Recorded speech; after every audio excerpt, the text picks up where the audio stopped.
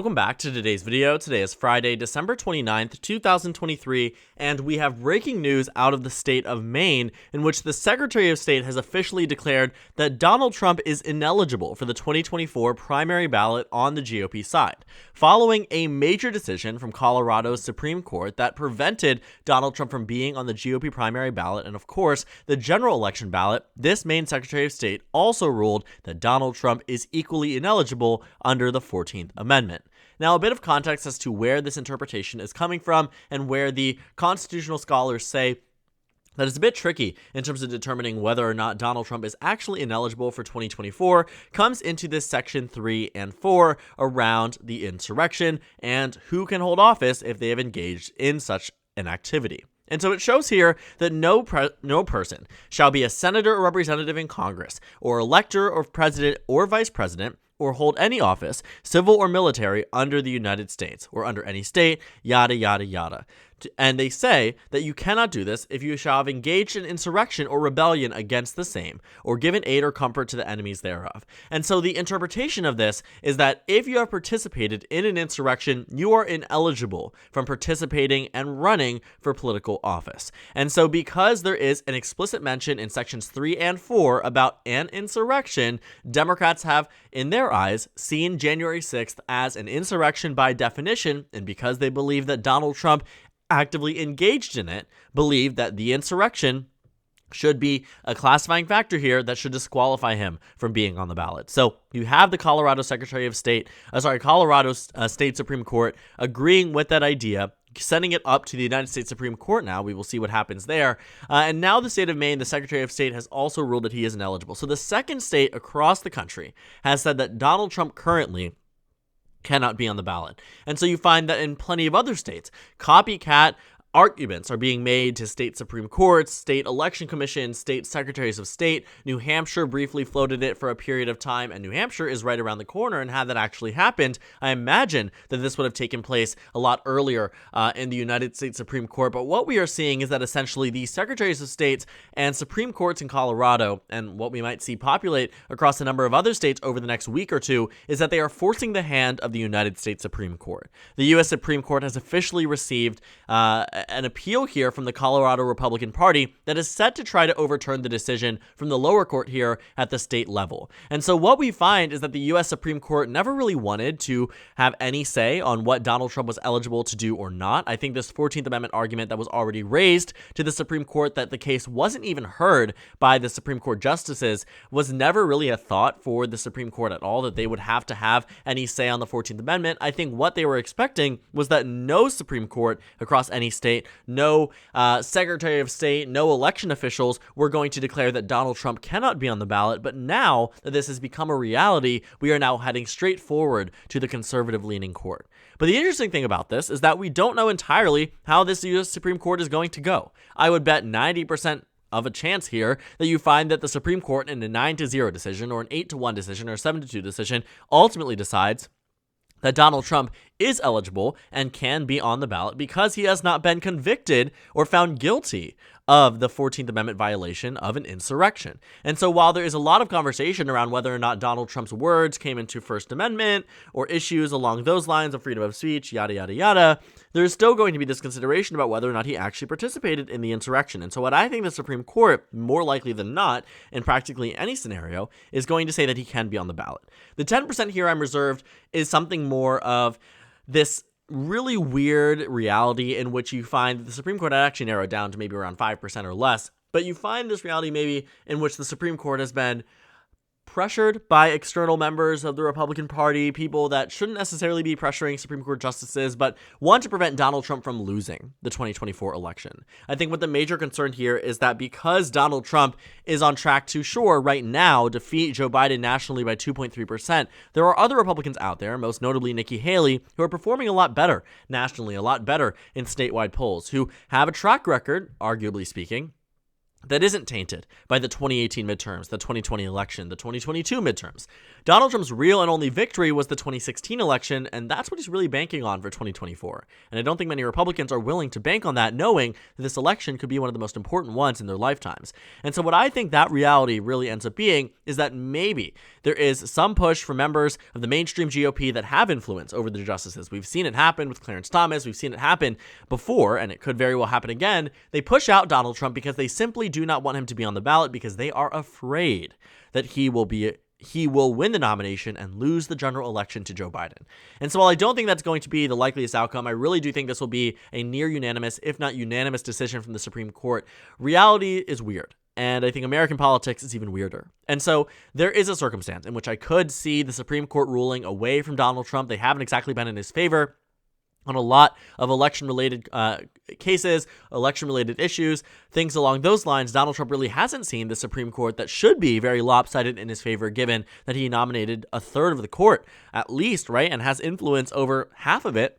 I think we are still going to see that they rule in his favor, but I don't know if I'm entirely sold there won't be any people dissenting away from this. Even if it is liberal justices, that will still be a notable argument to be made, a notable dissent that will probably still permeate throughout the presidential election, that there were some Supreme Court justices here, that if the Republican Party is to validate the Supreme Court, they also have to validate the opinions of the dissenters here. And so it'll be very interesting to see what the outcome is of this Supreme Court case, but now that Maine has also done it, it only puts a lot more pressure on the Supreme Court to act quicker, because it isn't just Maine that's probably going to be taking this up as the last issue. There probably are plenty of other states. In fact, there are plenty of other states that are actively considering a Donald Trump ban on the 2024 election. Michigan's Supreme Court just ruled that they won't be doing it. Wisconsin's Board of Election also just ruled that they won't be doing it. But again, this is in conversation, and the Republican talking point was that Colorado was a one-off state and was never going to happen anywhere else across the country. Well, guess what? It has happened now in the state of Maine. But the interesting thing about this too, I guess not really surprising, but interesting, is that Donald Trump has been barred off the ballot in two states that were competitive in 2016, but not so much in 2020. When you look back at the 2016 presidential election, you see that Donald Trump won the state, lost the state of Maine to Hillary Clinton by 2.9%. Think about that for a minute. You know, in 2012, Barack Obama won the state by 15. In 2008, he won it by 17. And so Maine, for a long period of time, had been a state that Democrats were pretty solid in. Even John Kerry was able to win the state by a margin larger than Hillary Clinton. Even Al Gore was able to win the state by a margin larger than Hillary Clinton. Of course, Bill Clinton won it by 21. In 1992, he also won it by 8.3. The last time Maine went red was in 1988. Coincidentally, the last time the three states of any of them went red was also in 1988, Wisconsin, Michigan, or Pennsylvania, Wisconsin being the only blue state holding out strong for the Democratic Party. But 2016 was really an awakening here for the Democratic Party, because Maine, of all states, had become competitive. They knew they had an upcoming Senate race in 2020. They knew that they needed to focus heavily on this state. And so when Hillary Clinton won the state by 2.9%, they invested a lot of time and effort into the state. Following that election in 2020, they ended up winning by a stronger margin. Ended up being around 9 points for Joe Biden. But still a competitive state, right? When you look at Maine, it was closer than Virginia was. It was closer even than New Mexico was. Closer than a lot of states that arguably were more competitive in the average eyes of the average pundit, of the average voter. States like Iowa and Ohio rivaled the margin that Joe Biden won by in the state of Maine. Colorado, on the contrary, in 2020, was decided by around 14 points. This was significant for the Democratic Party because it meant they were able to take a state that had previously been competitive. 2008, Obama won it by 9. 2012, Obama won it by 5. 2016, Clinton won it by 4.9. But then in 2020 became a 13.5% state.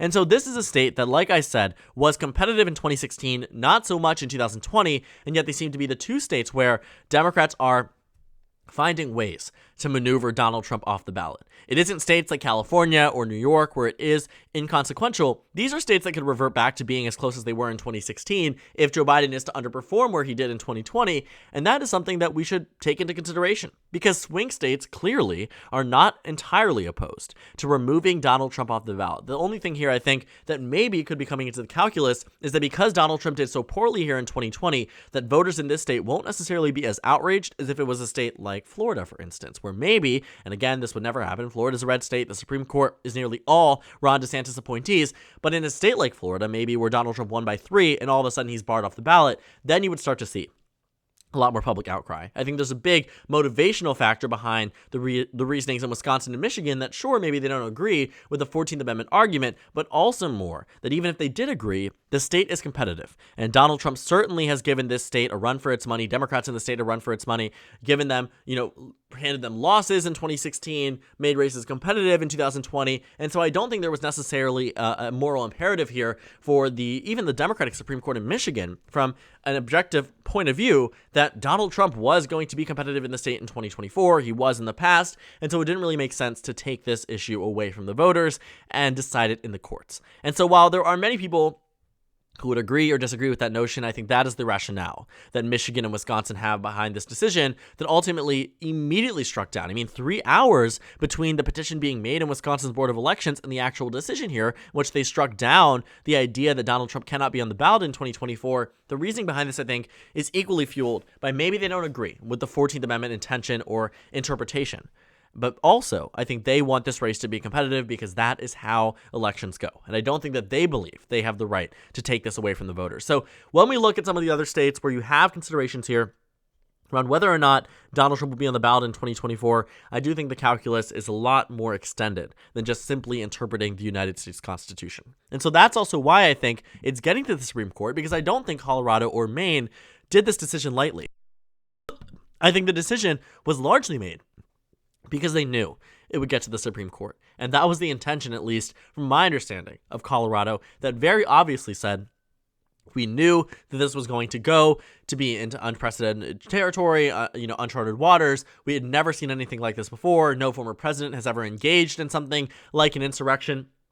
And so when you have all of these things being thrown left and right and all these considerations taken into account, you also recognize that in the Colorado opinion that they wrote on this decision, they asked for it to be stayed until it gets to the Supreme Court, meaning that Donald Trump's name is back on the ballot unless the Supreme Court rules that Colorado was correct. Same thing in the state of Maine. I think they are more on this to try to get it elevated as high as possible to force the court's hand on this decision, largely for political reasons. I think it isn't just simply, they want an answer about the 14th Amendment. I think on the two sides of this, one side of the Democratic Party doesn't want Donald Trump to be on the ballot. The other side wants him to be on the ballot, but with this becoming a very popularized Supreme Court case, I mean, there are plenty of reasons why there is an advantage for Democrats in this situation, even if they aren't necessarily directly engaging with the Colorado justices trying to get this to the courts.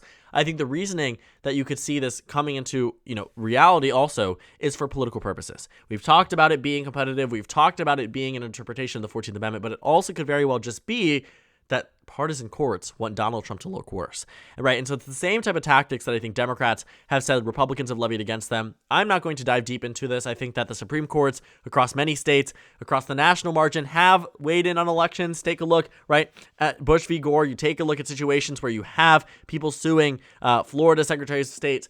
You have situations in which the the National Supreme Court refused to hear election rules in states like Pennsylvania and other states that were competitive in 2020. So the Supreme Court absolutely, in one way or another, has spoken on an election, has impact and influenced the outcome of an election. And so I think that's where Democrats are really trying to get the Supreme Court back to be involved, because it does them a benefit, at least to the extent of electability. Because if you do even have a singular or two or three Supreme Court justices agreeing that Donald Trump should not be on the ballot, in their words, interpreting his actions as a violation of the First Amendment and participating in an insurrection, maybe it doesn't provide much legal standing, but it certainly provides a point of argumentation in favor of the Democratic Party in 2024 and against Donald Trump in the same exact election. And so I also think, what we should take away from this is that while these are not going to be long-lasting bans, we have now officially entered into a reality in which there could be a situation in which partisan courts do remove candidates off of ballots,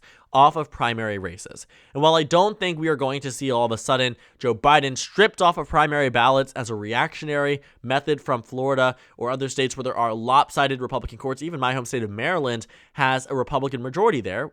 Granted, this is not something that is likely to happen. I don't think this is going to happen either, but I do think this is something that we could see happen in the future. I think that if there is a situation maybe where you have a Democratic nominee who maybe disagreed with election results, used hashtags like not my president, encouraged electors to change their voting results. Things could be interpreted as insurrection as long as the courts determine it as such. And so right now what we are going to see is that although the Supreme Court will set a precedent, the Supreme Court probably will not be the last body. This body of Supreme Court justices will probably not be the last to talk about this 14th Amendment issue, to talk about where and whether or not candidates can be on ballots depending on how their actions following an election are taken by partisan courts on a lower level. And so we will see how this plays out. I am very confident the Supreme Court will allow Donald Trump to be on the ballot. It will be a huge deal if not, because it will practically disqualify him for the 2024 election entirely. And so that's something that Democrats on some ends might be hoping for, Democrats on other ends are not hoping for, because they don't want somebody like DeSantis or Haley taking the helm nationally and winning the general election. And many Republicans, of course, again, split on that too, because I'm sure there are plenty of Republicans there that equally want him to stay on the ballot, but some who say maybe he shouldn't be on the ballot for the sake of my candidate.